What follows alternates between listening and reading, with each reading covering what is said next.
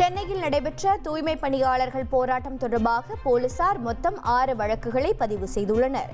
தடையை மீறி போராட்டம், அரசு பேருந்தை சேதப்படுத்தியது, காவலர்களுக்கு காயம் ஏற்படுத்தியதாக வழக்குகள் பதிவு செய்யப்பட்டுள்ளது.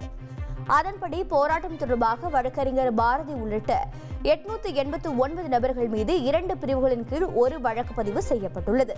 மாநகர பேருந்தை சேதப்படுத்தியதாக ஓட்டுநர்கள் அளித்த புகாரில் 2 வழக்குகள், 6 நபர்கள் மீது பதிவு செய்யப்பட்டுள்ளது. பெண் காவலர்களை தாக்கியது தொடர்பாக 2 வழக்குகளும், பெண் காவலரின் கையை கடித்ததாக வளர்மதி மற்றும் ஆர்த்தி ஆகியோர் மீது 1 வழக்கும் பதிவு செய்யப்பட்டுள்ளது.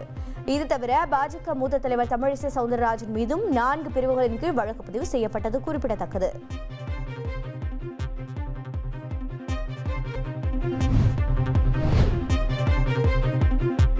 கேரள மாநிலம் திருவனந்தபுரத்தில் அம்மாநில காங்கிரஸ் அமைப்பினர் பாஜகவினர் வாக்குத்திருட்டில் ஈடுபட்டுள்ளதாக கூறி பேரணியில் ஈடுபட்டனர். காங்கிரஸ் எதிர்க்கட்சித் தலைவரான ராகுல் காந்தி பாஜகவினர் வாக்குத்திருட்டில் ஈடுபட்டிருப்பதாக குற்றம் சுமத்தி போராட்டம் நடத்தியிருந்த நிலையில் அதன் ஒரு பகுதியாக தீப்பந்தம் பேரணி நடைபெற்றது. இதில் அம்மாநில காங்கிரஸ் நிர்வாகிகள், உறுப்பினர்கள் கலந்து கொண்டனர்.